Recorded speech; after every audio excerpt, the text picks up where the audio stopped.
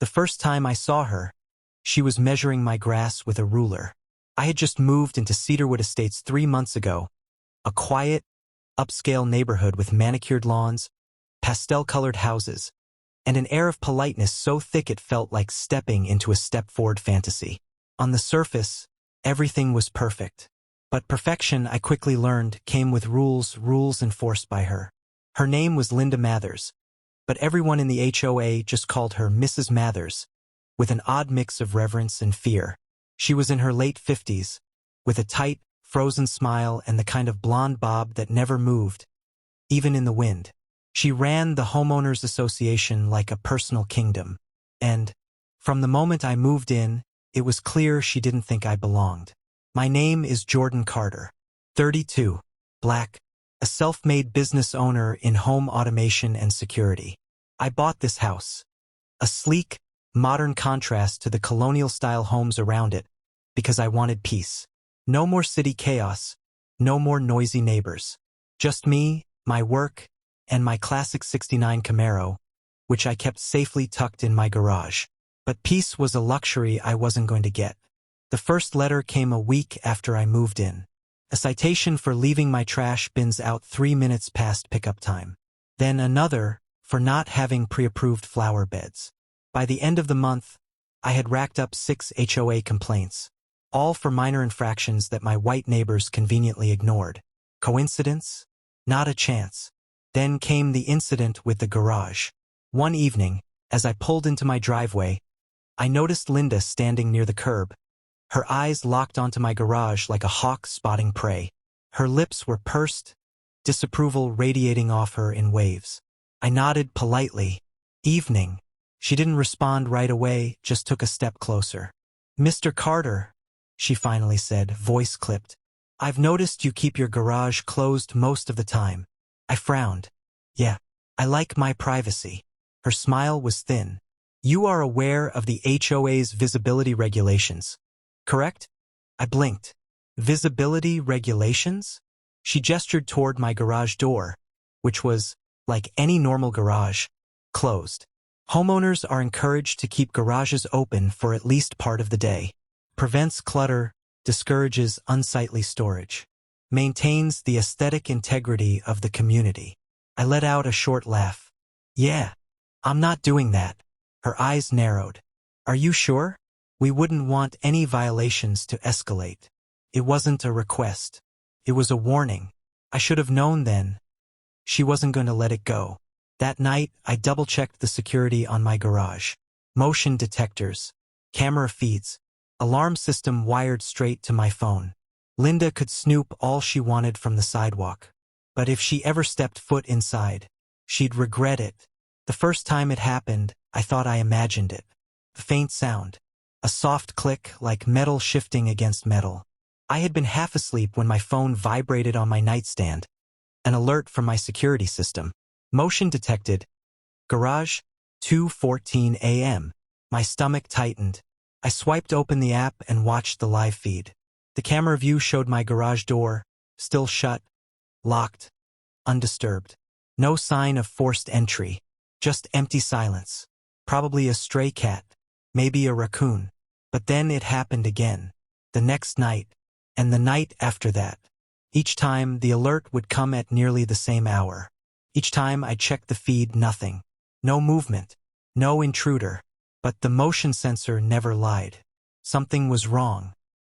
"Morning, Jordan." The too cheerful voice made my skin crawl. I turned to see Linda standing at the edge of my driveway, a steaming cup of coffee in one hand, a clipboard in the other. She was always watching. "Morning," I said, keeping my tone even. Her eyes flicked to my garage, lingering just a second too long. "Hope you're settling in well." "Trying to." Her smile didn't quite reach her eyes. "You know, some of the other neighbors have expressed concerns." I raised an eyebrow. "Concerns?" She let out a TSK as if she hated to be the bearer of bad news. "You keep your garage closed all the time. It makes people wonder." "Wonder what, exactly?" She hesitated. Just a flicker of something behind her eyes. "Whether you're following the rules," she finally said. "We don't want issues." The way she said issues, her voice dipping just slightly, like it carried weight, sent a chill down my spine. "I'm not breaking any rules," I said evenly. She tilted her head, smile never wavering.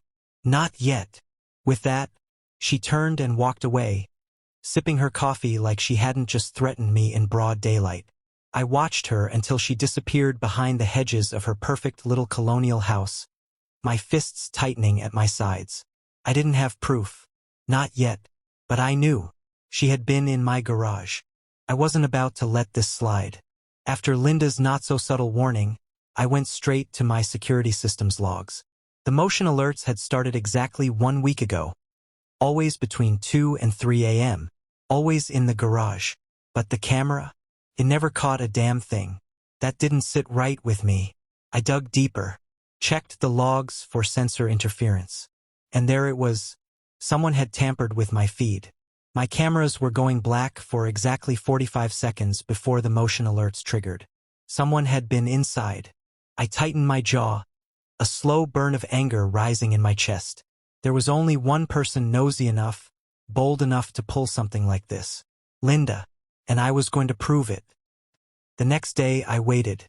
I didn't have to wait long. By mid-morning, Linda was back, clipboard in hand, striding across my driveway like she owned it. "Mr. Carter," she greeted, all forced pleasantries. "I hate to bring this up again, but your garage." I cut her off. "Were you in it?" Her expression didn't change, but I caught the way her fingers tightened around her clipboard. A small tell. "Excuse me?" My security system picked up someone in my garage multiple nights in a row. I folded my arms. "Want to tell me why?" Linda let out a small, breathy laugh, the kind people use when they're buying time. "That's a serious accusation," she said smoothly. "I certainly wouldn't break into anyone's property. That would be..." She sighed, shaking her head. "It's just so disappointing, Jordan. You move into this wonderful neighborhood, and already, you're making baseless accusations." My fists clenched. Baseless. It was the way she said it, the way her eyes flickered over me, a calculated performance of offense, like I was the problem, like I should feel guilty for calling her out. I took a step closer. "Then you won't mind if I check your fingerprints against my garage handle." She didn't flinch, but I saw something shift in her posture, a flicker of uncertainty. She forced another smile. "Oh, Jordan, I think you might be a little paranoid. Maybe you should get some rest." There it was, that patronizing tone, the coded way she said paranoid, like she was planting a seed, just in case she needed to paint me as unstable later. I held her gaze. "You really think I don't know what you're doing?" A beat of silence. Then, she sighed dramatically, shaking her head. "Look, dear. I clenched my jaw. "This is my neighborhood. I uphold its standards. And your behavior..." Her voice lowered just slightly, like she was letting the mask slip. "It's concerning. Maybe the HOA board should have a meeting about whether you're a good fit for Cedarwood Estates." My blood ran cold. She was threatening me, not just with fines, not just with harassment, with removal. I needed proof. That night I set a trap. I rigged a secondary system inside the garage, completely separate from my usual setup. Hidden motion sensors, a hardwired camera that couldn't be remotely disabled. And then I waited. 2:27 a.m. Motion detected. Garage. I shot up in bed, heart pounding. Grabbed my phone. Opened the live feed. And there she was. Linda. Standing in my garage. Gloved hands moving fast. Rifling through my storage shelves. Scanning the space like she was searching for something. I hit record. My pulse thundered in my ears as I watched her walk toward my covered Camaro, fingers twitching toward the tarp, like she had some right to inspect my property. Then, without warning, screech, the alarm blared. Linda jumped, whirling toward the source of the sound. I threw on a hoodie and bolted downstairs. By the time I got outside, she was already stumbling out of my garage, panic flashing across her face. She saw me and ran, but it was too late. I had her on camera. By the time I reached my driveway, Linda was already halfway across the street, her stiff bob bouncing as she power-walked toward her house. She didn't even look at me, just kept moving like she could outrun what had just happened. Not a chance. "Hey, Linda," I called, voice sharp. She froze. For a moment, she didn't turn around. Just stood there, back rigid, hands clenched at her sides. Then, slowly, she pivoted, schooling her face into a mask of forced calm. "Oh, Jordan," she said, feigning surprise. "What on earth are you doing out so late?"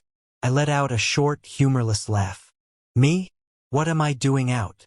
I stepped forward, keeping my voice even. "You broke into my garage." Her expression didn't waver.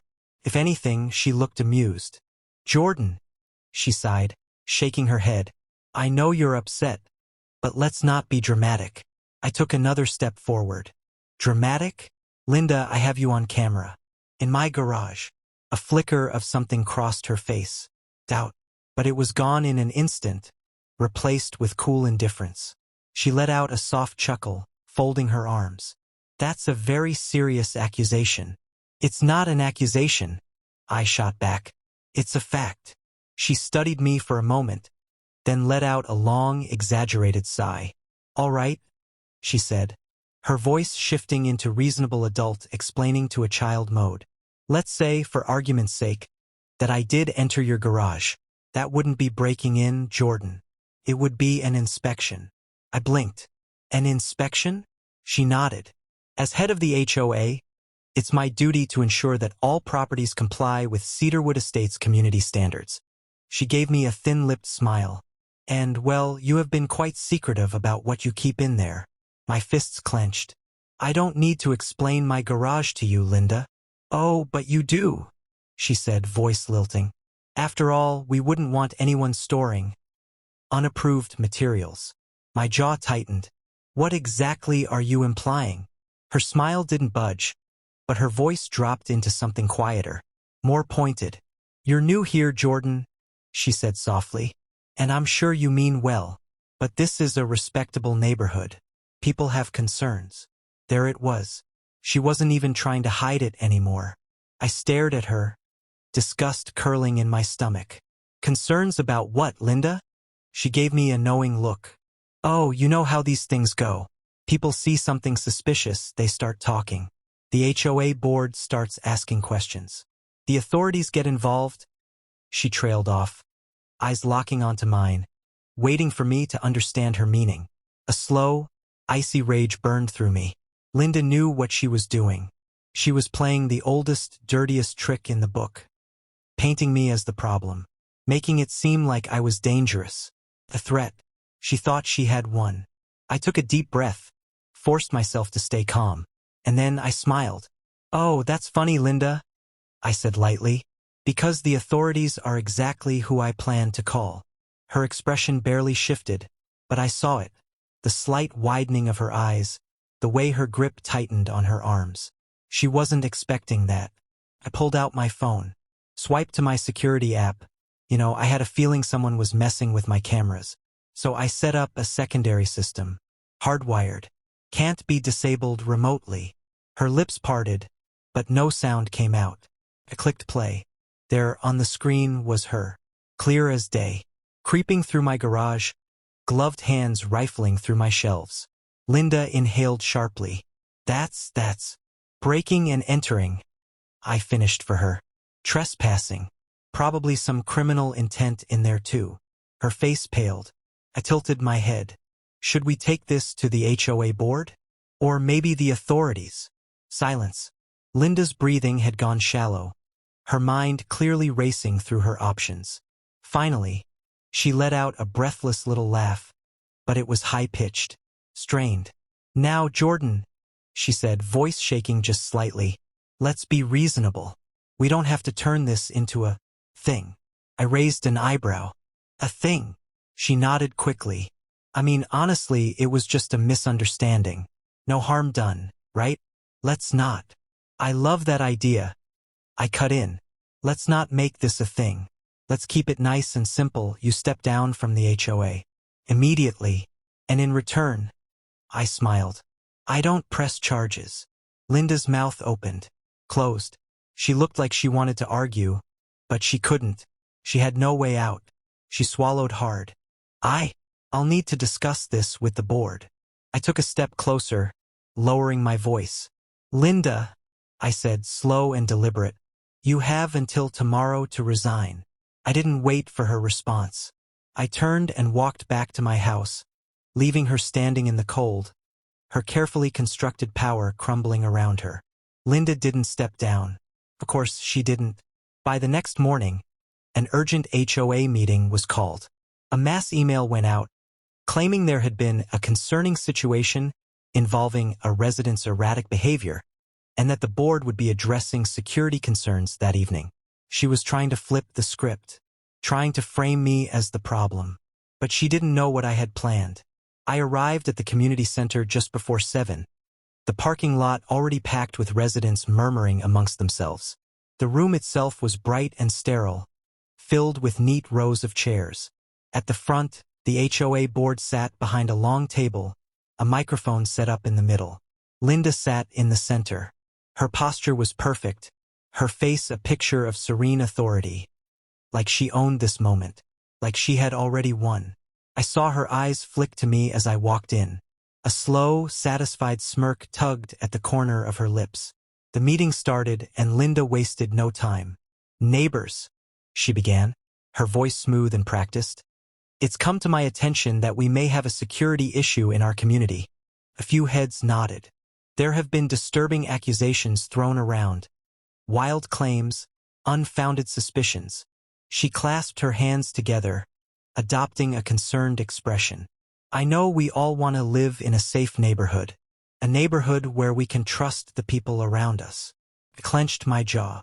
I knew exactly what she was doing, planting seeds, creating doubt. I've spoken with some of you, she continued, and I know I'm not the only one who has noticed some concerning behavior. Her eyes found mine. Unstable outbursts, paranoia. I inhaled sharply, steadying myself. And so, for the good of the community, I believe it's time we take a closer look at. I have a video. The room went silent. Linda's smile faltered for the first time. I stood up slowly, taking my time, letting the tension build. I have security footage, I said, loud and clear, of Linda breaking into my garage. Murmurs rippled through the crowd. Linda let out a light, breathy laugh. Too airy, too forced. Oh, Jordan, she said, shaking her head. This again? Honestly, I think it's time I pulled out my phone and tapped play. The projector behind her screen flickered to life. And there she was. The video was clear. Linda, creeping into my garage at 2:27 a.m., rifling through my belongings. The gloves on her hands. The moment she reached for the tarp covering my Camaro. Then, the alarm blaring, her startled jump, her panicked escape. The room erupted. People gasped, whispered. A few shouted. I kept my eyes on Linda. She was frozen. Every drop of color had drained from her face. Her mouth opened and closed, but no words came out. I stepped forward. You said you were doing an inspection, right? My voice was calm, but I let the words cut. Funny how that inspection happened at 2 in the morning, without my knowledge, and with gloves on. A man near the front shook his head. That's illegal. Linda's breathing had gone shallow. Her hands clenched in her lap. This is out of context. I let out a sharp laugh. Oh, really? What's the context, then? I was just making sure there wasn't anything suspicious. A woman stood up. So you admit you broke in? Linda blanched. I didn't say. Seems like you did. Another neighbor chimed in. Linda's composure cracked. This is ridiculous. You all know how much I've done for this neighborhood. I have been on this board for 10 years. Then maybe it's time for new leadership. The voice came from the back of the room. Deep, steady. It belonged to Chief Reynolds, the police chief. The moment Linda saw him, she stiffened. I turned to face him. Chief, I nodded. Glad you made it. He stepped forward, arms crossed. Got your email, Jordan. Saw the footage. His eyes flicked to Linda. Looks like we've got a case of trespassing and unlawful entry. Linda sputtered. I didn't. Linda, Reynolds said evenly. You have the right to remain silent. The room erupted. Linda shot up from her chair, face red with fury. No, this is insane. I am the victim here. She whirled to the board members. Do something. But the board members looked away. No one was coming to her rescue. Her breathing turned erratic. You all need me. Her voice was shrill now, cracking. I built this neighborhood. I made it what it is. You can't just. Chief Reynolds pulled out his cuffs. And that's when it hit her. This was real. Her whole body slumped. Her hands trembled at her sides. Her perfect mask, the one she had worn so effortlessly, had finally shattered. When the cuffs clicked around her wrists, the room was dead silent. The weight of everything finally crashing down on her. As the chief led her toward the exit, she turned, eyes wild. This isn't over. You think you've won? Her voice cracked, desperate now. This is my neighborhood. You don't belong here. I took a slow step forward, met her gaze. Not anymore. And then she was gone. The next morning, Linda's face was everywhere. Local news stations had picked up the story. HOA president arrested for trespassing. Abuse of power uncovered. Social media exploded with footage of her being let out in cuffs. People posted horror stories of her past HOA abuses. Unfair fines, targeted harassment, pushing out homeowners she didn't approve of. By noon, the HOA board announced a special meeting to elect a new president. Linda was finished. I sat on my porch, coffee in hand, watching as neighbors walked by. Some of them avoiding my eyes, some offering tight nods. Funny how quickly things changed. A week ago, people whispered about me, eyed me with suspicion. Now they whispered about her. Across the street, the for sale sign was already up in Linda's yard. Her house, her throne, was on the market. She was moving. She had no choice. After the arrest, the HOA launched an investigation. The board found multiple violations: misused HOA funds, falsified complaints, shady property deals. Her power wasn't just gone. It was burned to the ground. And just to twist the knife a little deeper, her own husband filed for divorce. Poetic justice. That evening, I heard a hesitant knock on my door. I opened it to find Mrs. Carmichael, the older woman who lived 2 doors down. She clutched a plate of cookies, her face tight with discomfort. She cleared her throat. I wanted to say, I'm sorry. I studied her. Mrs. Carmichael was one of those neighbors who never said anything bad outright, but she also never stopped people like Linda from doing what they did. I should have spoken up, she admitted, shifting uncomfortably. Linda, she told us things about you that weren't true. And she swallowed. I let myself believe them.